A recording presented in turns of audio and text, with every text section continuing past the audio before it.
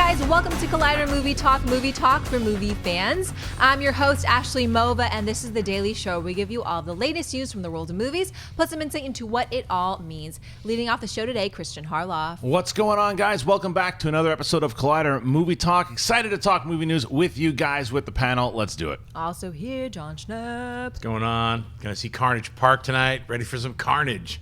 Also here, Mark Ellis. I'm ready for carnage right now. Just hold up what you guys have in front of you. This is highly irregular. This is yours. What are you talking about? This is not my. I'm not doing this. This is yours. Somebody was encouraged to have Jell-O shots at the desk, and it is 11 a.m. PST. That's a little too early for me to start eating Jell-O of any kind, much less alcohol infused. True. What is also true is that the Top 10 show with John Roca and Matt Nost, it's up on the channel. They did the Top 10 Spielberg movies. They're going to do the Top 10 Talking Animals in Movies. That comes out today at 2 p.m. Make sure you go and check it out. Those guys have the second best team chemistry between two people I've ever seen on camera. Well, what's number one? I don't know. Starsky and Hutch. They were pretty good. Ashley, what's up first? Thanks to a report from MakingStarWars.net, it looks as though we have confirmation that a 3-minute Rogue One, a Star Wars story trailer, will be shown on July 15th attached to the ABC special, The Secrets to The Force Awakens, in which the documentary about the making of Episode 7, which is found on the Force Awakens Blu-ray, will air. Friday, July 15th is also the start date of Star Wars Celebration Europe in London, so it seems increasingly likely that the trailer will be shown to the attendees there, and then many hours later on network television.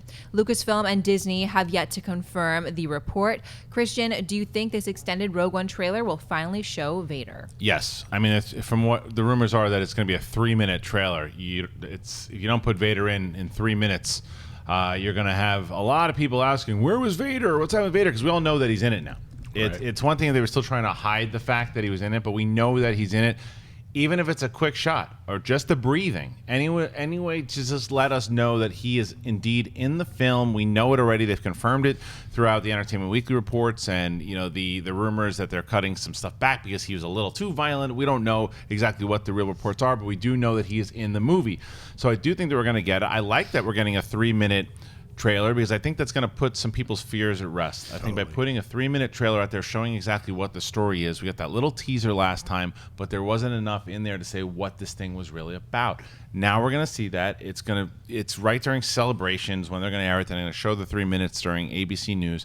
So it doesn't make I'm not surprised. We knew it was coming, Schnepp, but that Vader in 3 minutes probably is likely, right?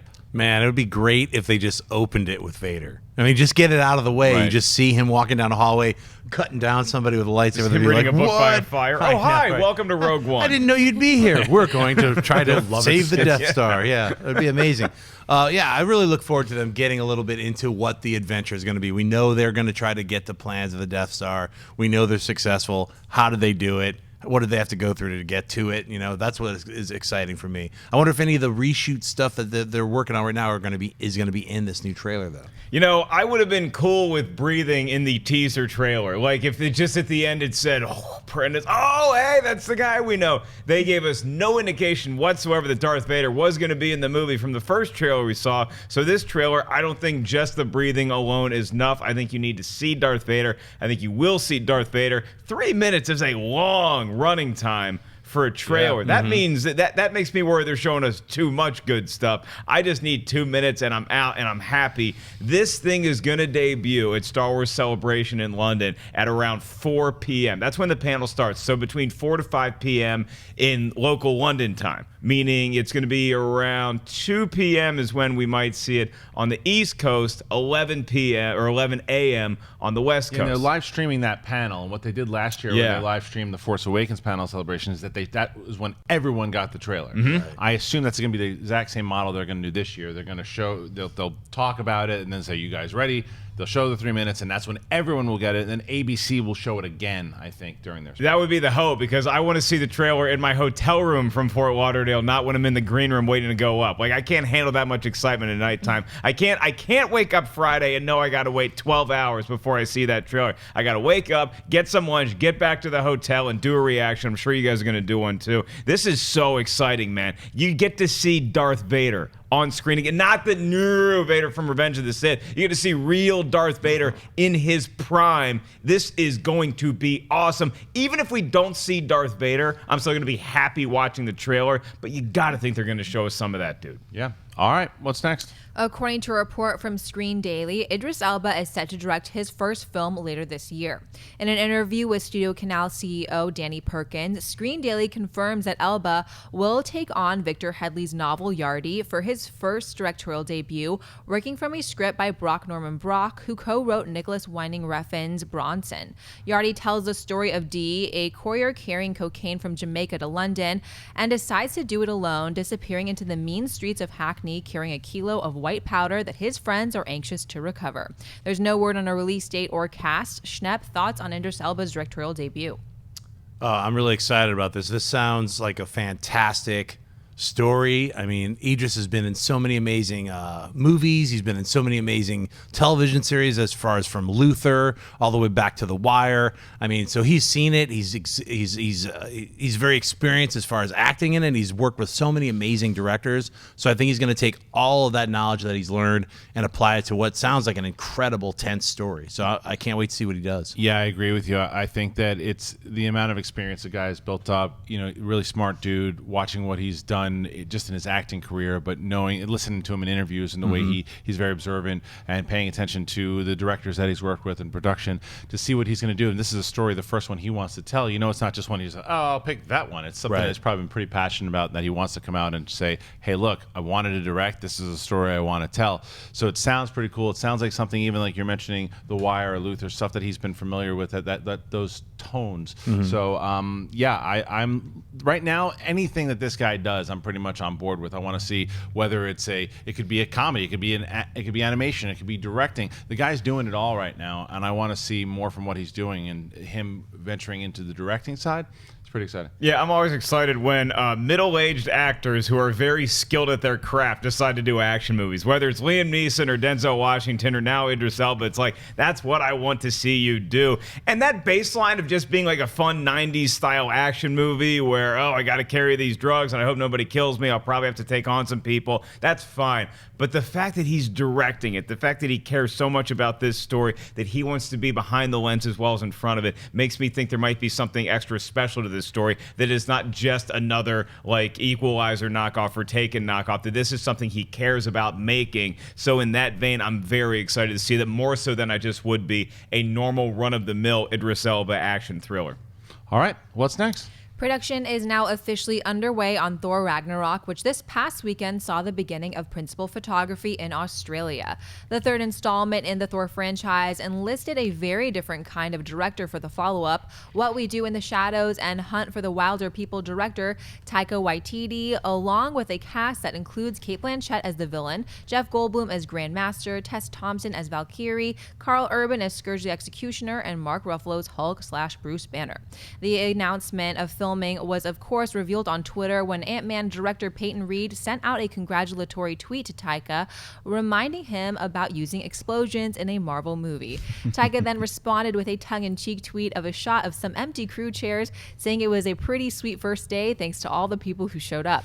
Longtime Marvel EP Louis D'Esposito also announced the filming on his own Twitter account. Though Ragnarok will continue filming through October and will see the return of Chris Hemsworth, Tom Hiddleston, Idris Elba, and Anthony Hopkins. It will be released on November 3rd, 2017. Mark, what do you think Thor Ragnarok is, or do you think Thor Ragnarok is in good hands with director Taika Waititi? I certainly do, Ashley, and what I have to base that off of is all of my friends telling me that I need to see two movies. What are those movies? What We Do in the Shadows and The Hunt for the Wilder People. I have a lot of people that I know that just saw The Hunt for the Wilder People, and they said it's really well done. It's an interesting movie, and then I heard great things last year about What We Do in the Shadows. So just based off that and trusting my friends somewhat, then I think that this movie is in good hands, because you do need a little bit of a sense of humor when you're talking about Thor and Hulk interacting with each other. It's not going to be a buddy road cop picture, but there's going to be some elements of that. There's going to be some of the give and take, if you will, between people that don't always see eye to eye. We know from the first two Avengers movies that Thor and Hulk, they don't always get along. So having them be the two leads in Thor Ragnarok makes me think there will be some interesting situations. And then, of course, the action chops. Everybody always wonders, well, if you come from doing smaller movies, can you do films on a huge blockbuster scale and all that entails? And so far, Marvel's track record has proved that, yes, doesn't matter where you come from, if you're good at telling a story, you can pull off doing one of these films. So I think that trend is going to continue. I think you're right. I mean, you make a great point when you talk about, look, what the Russo brothers, when the comedy guys, nobody says that anymore. Right. Peyton Reed, the comedy guy, we're not saying that anymore.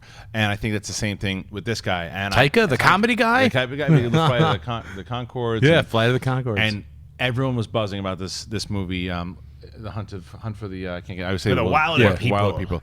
Everybody was buzzing for this movie at Sundance, and we got a chance to sit down and talk with this dude. And he's another guy that's just locked into it. Look, of course he's going to take a big job for the money. It's a good payday, but you also have to know what you're getting into, and you also have to be passionate about it, and you got to have your vision and bring that to it, and I think that's exactly what he brings. So I think that this particular story with Hulk could call for some fun comedy, and I don't mean like Dumb and Dumber stuff. I mean, some good moments that they had in the Avengers. I want to see them wear the Dumb and Dumber tuxes. Amazing, you know? hair. I mean, Hulk's already got the hair. So, Hulk is like, want to hear a really weird sound? Oh, starts yelling. again. Nice hooters. The owls. And just like they just keep bombing jokes left and right. Yeah. But I can, and it's Sam Jackson just all pissed off in the middle. But I will tell you that I think that this is an exciting choice for a director. I'm looking forward. I think Ragnarok is going to be the best Thor out of the three of them. I think that it's poised to be the best. I think that's exactly where the Hulk fits in to where there's going to be some more disadvantages for him. He's not going to be the most powerful thing out there. So yeah, I like this. Yeah, and I like that all the rumors that we were hearing about, what are they going to do with the Hulk? Well, can they do Planet Hulk, or can they do the World War Hulk? Any of those things. I think it's great that they were able to like scoop all of the best elements of that and put it into Thor, and have Thor also have to deal with one of his biggest stories, Ragnarok. And I don't know if they're going to be able to squeeze Surtur into there. Any comic people know what I'm talking about, but I mean, as far as the director, Taika is like, I think he's going to prove everyone wrong. Anyone who was like, what are they going to get this guy? Is like, I mean, sure, he could do a great music video sequence of the Hulk and Thor singing like a road movie, but he's like, they're riding some llama. I really want to see this. I keep pushing it. On a space llama, hanging out. They're riding along. They just bust out into a song. Space llamas. Yeah, so Space Llamas would be a good movie. Yeah. I can't wait to see what he does. It's kind of exciting to have directors given a chance to expand and do something new, and he's definitely a super creative guy, so I'm looking forward to anything he does with Thor Ragnarok. Space Llamas could be the follow-up to Space Chips. Whales? Oh, Space Chips. Remember Space Chips? Oh, I don't want to remember that. It came out the same week as The Dark Knight. And Mamma Mia. And Mamma Mia. Yeah. That's right. And nobody saw Space Chimps, shockingly. Yeah. All right, we are going to, before we move to Buy or Sell, we're going to talk to Wendy Lee, who's on the Wendy Cam, and she's monitoring you guys, what you guys have been saying. Wendy, what have they been saying? For the Rogue One trailer release, some are asking why is the trailer going to be so long, and they're worried about it's going to show too much of the movie.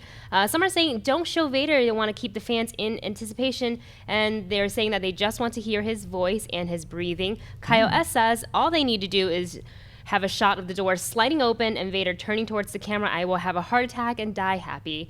Idris Elba making his directorial debut. Some in the chat who are fans of the book say they're very into this, and they're also into Idris Elba making his debut as a director. Thor Ragnarok.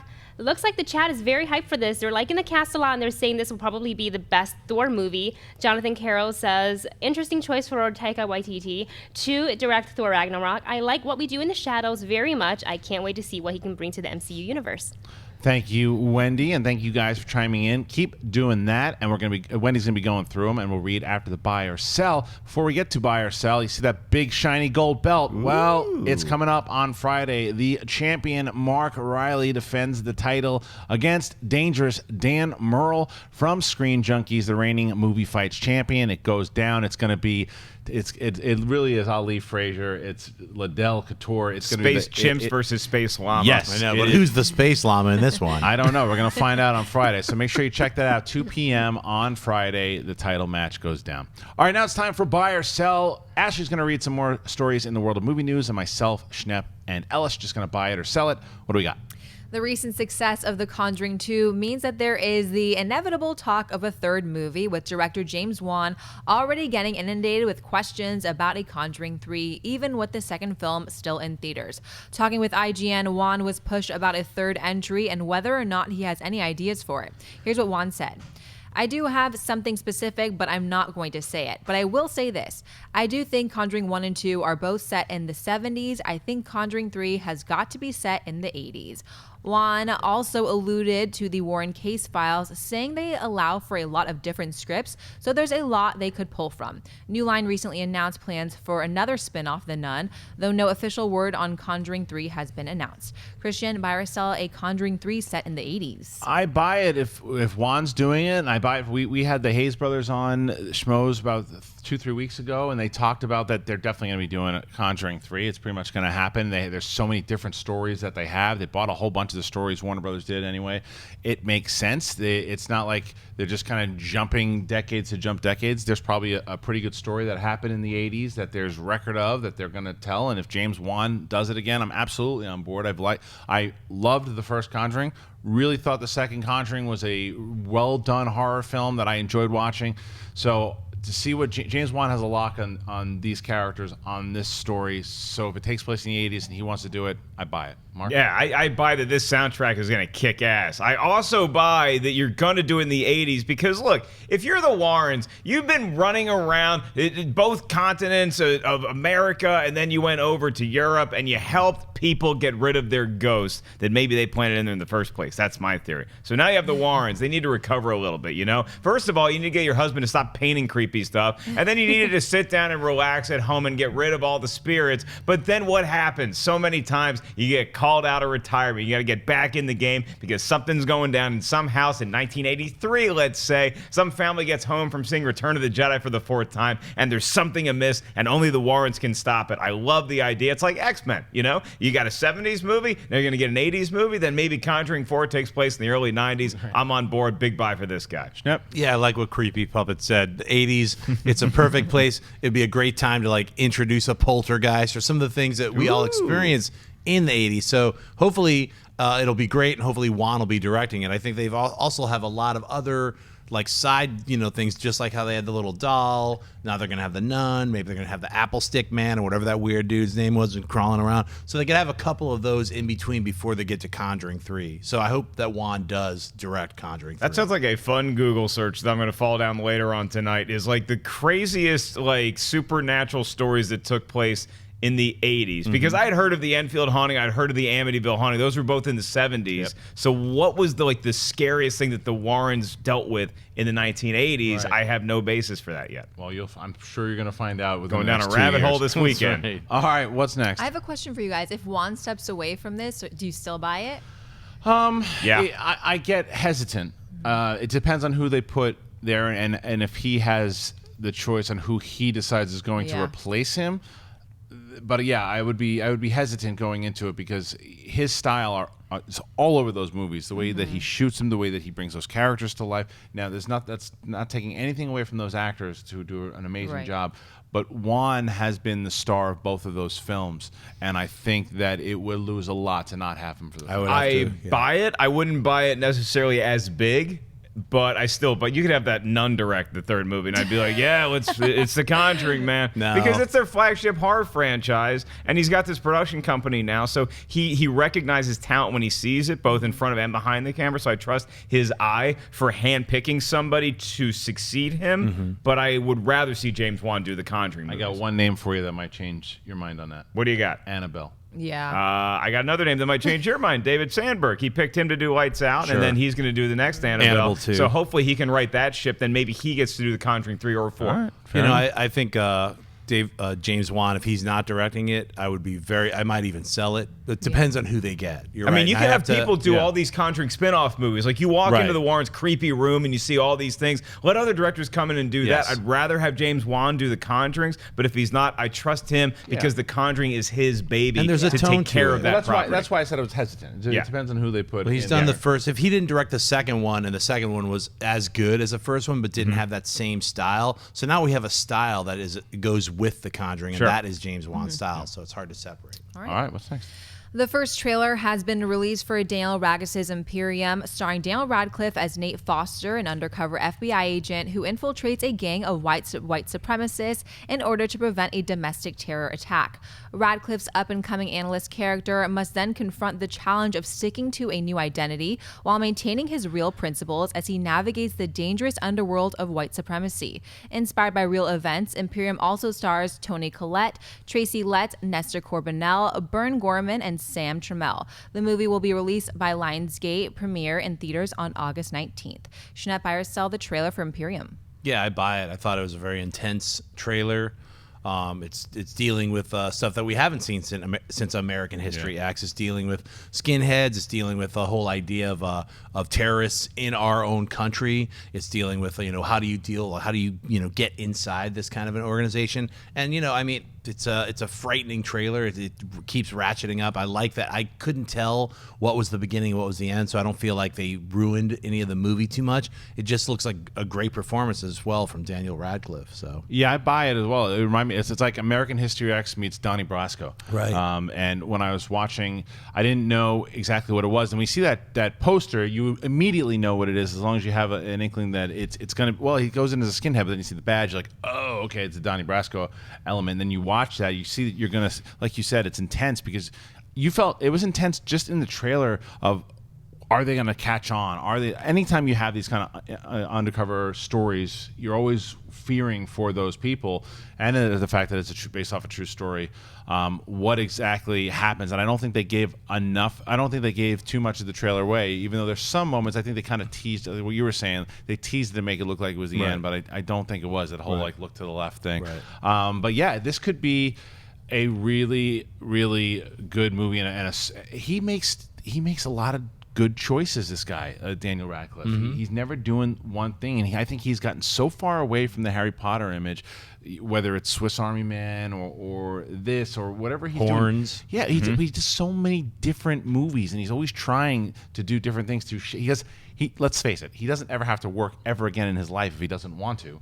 But he is, and he's proven himself that he is this kind of versatile actor. So I think this is a good role for him, and I buy the trailer. I buy it too. I got a few notes of The Departed in this as well, because it's one of those things where, yes, Kristian, you are worried for his safety when you're watching this, but I also felt a lot of tension wondering how deep undercover this guy's willing to go in order to succeed. Because there's a really cool movie that not a lot of people saw called Rush. Not that one. The other one had Eric Clapton, Tears to Heaven in the soundtrack, and a couple other things.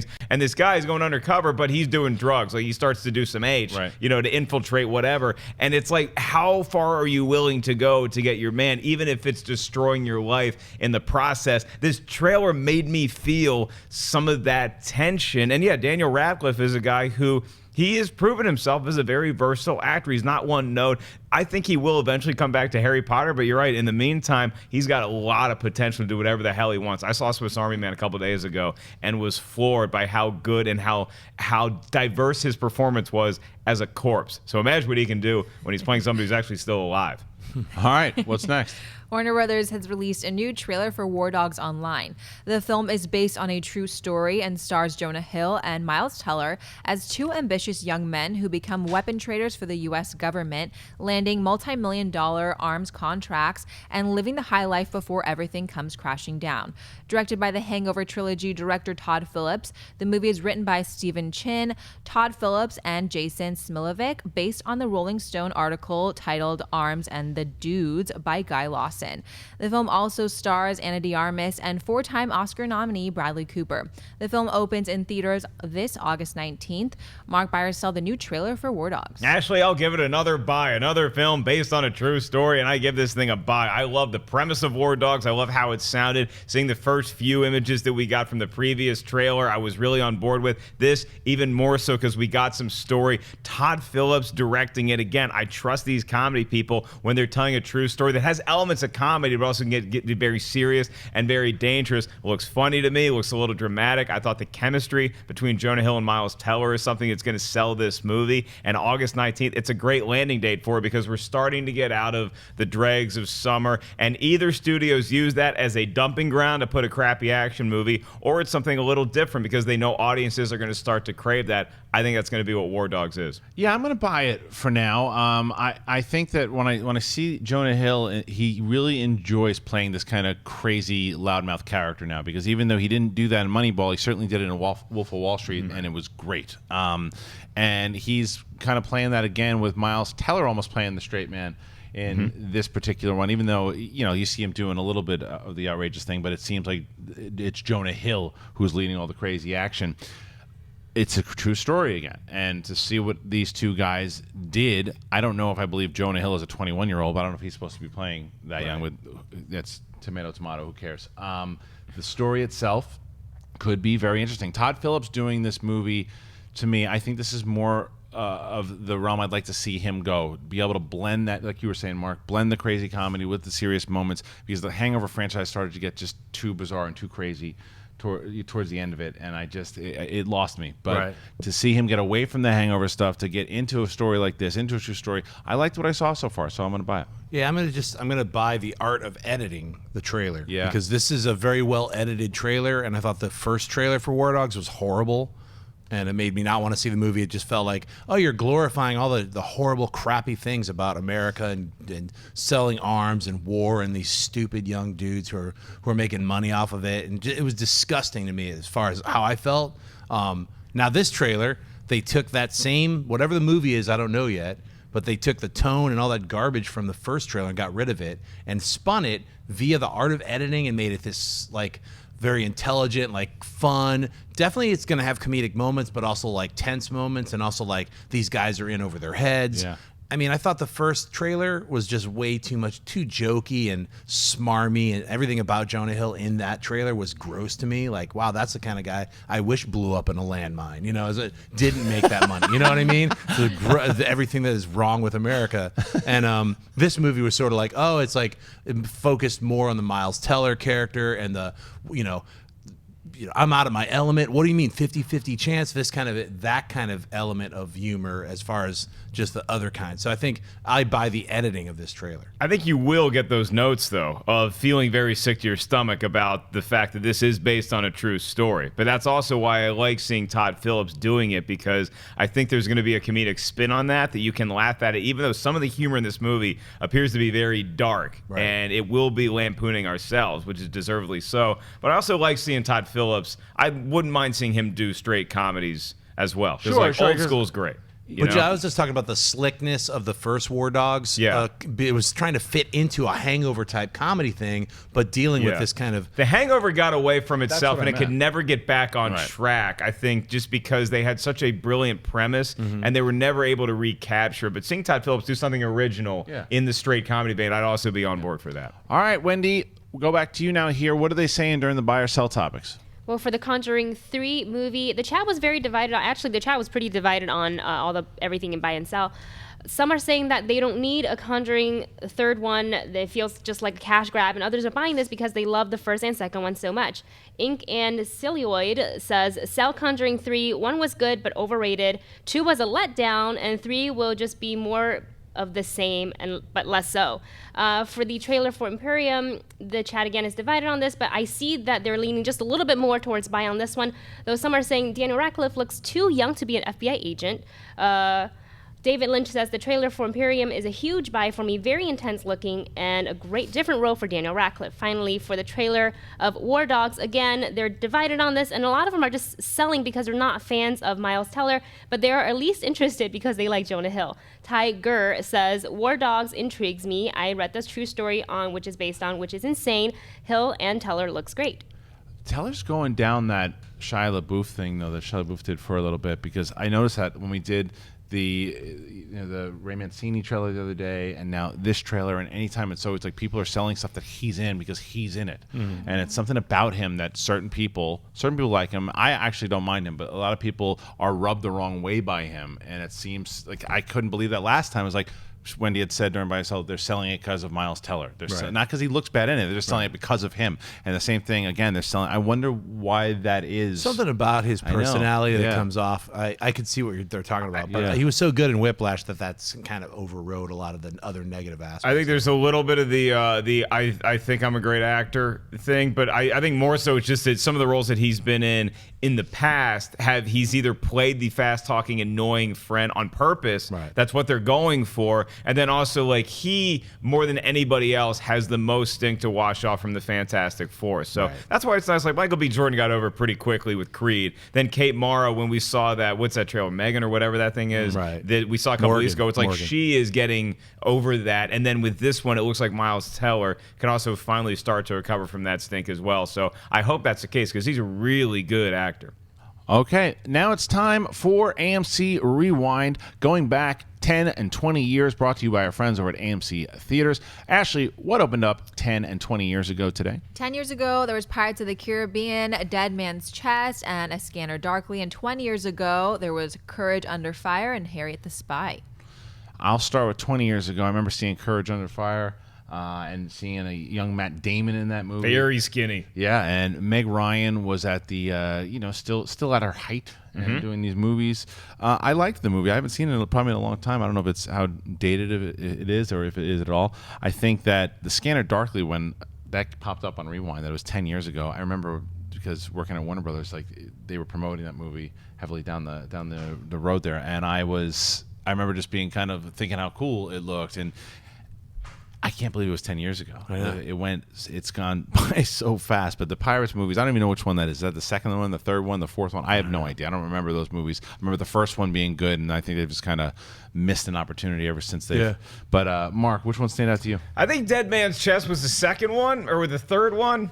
Well, the third one was like The World's End. At the World's End. Yeah, I just remember like every time I watched another Pirates movie, I just didn't feel quite the magic I did from The Curse of the Black Pearl. So I never saw A Scanner Darkly. I remember seeing it and being like, oh, wow, that's some trippy animation. Wow, that's a great cast. I need to see that movie. And then I never checked it out. Harriet the Spy is the one that sticks out to me. Now, Courage Under Fire is the one, because that was one of the first times we saw Matt Damon getting out of that I hate your face from school ties mode. And Denzel Washington, who has still been at the peak of his powers forever. And you're right, Meg Ryan, she was America's sweetheart one time, kids. And it wasn't just in Tom Hanks movies. Google her. Yeah, the one that sticks out to me, Scanner Darkly. That to me is like, if you haven't seen it, it's worth checking out. It's Richard Linklater doing a Philip K. Dick adaptation. It's a science fiction film. It's very adult. The animation style takes a little bit of time to getting used to because it's this kind of floaty, all over the place thing. But that kind of floaty, rotoscope look really feeds into the storyline where you don't know really what's reality, and everyone's wearing these weird skin suits that change your face and your voice. So it's a very trippy, strange film. I would recommend that one. All right. Thank you once again at AMC Rewind, brought to you by our friends over at AMC Theaters. Now it's going to be time for Mailbag. And before we get to Mailbag and the questions that you guys have sent in, also want to remind you that we're going to be doing Facebook Live right after this. Head on over to thecollider.com on Facebook. Go, and if you don't like that page already, go and do that. We will do a Q&A right after this show. Make sure you guys join us over there. Myself, Mark, Ashley, and Schnepp will all be there taking questions, so join us. Ashley, time for Mailbag. What are they saying? Lauren writes, hello, my favorite movie crew. I have been a huge fan for many years, and I'm so grateful that I have you in my movie and TV loving life. This year, I have been trying to watch movies that I haven't seen before or what the schmoes may say are my blind spots. This past weekend, I went on a Kevin Smith tour and on to other movies. 2 of these movies were Chasing Amy and Jaws. As I was watching and enjoying Jaws, I was having a bit of deja vu when the 3 men discussed different scars on their body, and it took me back to a scene in Chasing Amy when Jason Lee and Joey Lauren Adams were discussing some different types of battle wounds. I know this was likely an homage to Jaws from Smith, but have you ever watched 2 unconnected movies before and thought, that reminds me of? Thanks for your time and continue the fantastic work. I mean, for me, I was... I think X-Men First Class, and I've said this to Mark after I saw it, remind me very much of the Star Wars franchise, or what I wanted some of the relationships in the prequels to be. Like the relationship between Xavier and Magneto for the way that was set up and the emotion and the turn of Magneto to essentially the dark side reminded me of very much so of what I wanted to see the turn of Anakin Skywalker to be. So I related those movies right away. I don't know if I was supposed to or not, but I did. So that's the one that kind of stands out for me. Well, for me, it's the movie Moon with Sam Rockwell, directed by Duncan Jones. When I was watching that and his plight to get back to Earth, I kept imagining that when he finally gets back to Earth, he's in the Blade Runner universe. So I felt like those are the two movies that could exist in the same universe pretty closely. Another film, American Werewolf in London, you could see like, The Howling could exist in that same universe, I felt. Double Impact reminded me of Bloodsport. Remember when he fights the dude at the... I think it's the same dude from Bloodsport 2 when they have like the fight at the end. It's like, oh, this is like... He wants to get revenge for getting sand thrown in his eyes in Bloodsport. So that's a real answer I have. I also just, like I said, saw Swiss Army Man, and it reminded me at different points of Castaway and Weekend at Bernie's. And I mean that like seriously. It's a nice cross between the two. But how many movies do you see somebody who's dragging around a corpse for their own whatever scheme it is, or just as somebody to have a friend? Weekend at Bernie's was a movie that did that. So that's my answer. All right, fair answer. Thank you. Before we get to the next one, also make sure that you guys submit the Twitter questions. After this question and mailbag, we're going to do some live Twitter questions. So make sure that you include Ashley Mova, include Clouder Video, and we will take some live Twitter questions. All right, Ashley, what's next on mailbag? Mike Hildebrandt writes, "Hey crew, I've been watching Movie Talk for a very, very long time, and I still love seeing your smiling faces every day. I was wondering, in your opinion, what was the best summer for movies? Thanks all." Mark, I'm going to let you start with this one because I don't really know. Because you didn't do your research, did you? Didn't do the research I on this did one. my research. The one that's always burned into my head, and it was even in there before Scott Mance reminds me of it every time I see him, is that in 1982, you had so many great movies coming out like back to back to back to back, even movies that I necessarily haven't seen yet. You have the great ones that I have checked out, like The Thing. You also had Blade Runner coming out around the same time. I believe E.T. was also that summer. Yep. I can't imagine a better, more diverse movie-going summer than having a all-time sci-fi classic like Blade Runner, having a great horror thriller like The Thing, and then having the family movie to end all family movies, E.T. That's why I'm going with 1982. Well, 82 is Blade- pretty big. Listen, Blade Runner's not. That's not 82. That's it's not 81. 82. It's not Blade Runner. So you hear the ones that I came out. take back the Blade Runner part of that. But 82 is pretty solid. Listen to listen to the highlights. Yeah, 82 is my pick too. So Yeah. You got E.T., Poltergeist, Star Trek II, The Thing, Tron, The Road Warrior, Conan the Barbarian, Rocky 3 sold me already. The Secret of Nim and Fast Times at Ridgemont High. I mean that is some list right there. So I'm getting it's- Blade Runner came out in 1982. I just looked it up. Well, it might not come out in the summer. I'm getting it came out June 25th, 1982. Who wants some? Well- Next up. Wasn't What it? do they say in the barbershop, boys? Next. All right, don't worry. Your match with JT already happened. You won. Okay, let's I get... want this. I want this. Take it easy in due time. Twitter questions. It's time. Ashley, let's pick out some Twitter questions. What do they got? Okay, Paul Stark writes, question, what movie club would you want to be a part of? For example, Fight Club or Breakfast Club, and why? Man. Oh man, I think I'd crush some stuff with the Joy Luck Club. I think I'd be like a new entry into hanging out with them. Sisterhood of the Traveling Pants might get a little creepy. I don't need to be in there. You should Girls be in taking Conja their pants Club. off. They're underage. Conja Club is probably the answer I'd like to be. I just want to be a minion. They got a cool club. yeah, I just want to be in a club. I feel really alone right now. Oh, How about Just the kidding. you know what? They made a Babysitters Club movie. That's right. I think did. we should see who's the best baby. Christian doesn't really count because he's a dad. but Greatest Sandwich Club. I'd be in that. is that a real club? It should be. Somebody Yeah. put the Warriors. Great choice. Oh, Warriors is a good one. Yeah, It's I like good. that. All right, what's next? Jonathan Peck writes, what is the next movie commentary? Dennis? Ooh. I was thinking Probably Ghostbusters. Ghostbusters is probably a Ghostbusters. good one. Yeah, the I think original I'd be up for Ghostbusters. Ghostbusters 2 as well. That's a fun. There's Right. underrated comedic moments in there, and it actually holds together pretty well as a sequel. When Just you think think about that the first one you probably have to do because you're going to have a direct remake Right. from this one, so it probably makes more sense to do Yeah, the I think first the one. female Slimer is in that original Ghostbusters no. too. it. right? I don't think. Why did they do that? I don't All know. right. What's next? Okay. TH writes, have you ever fallen asleep in the middle of a film? Which one?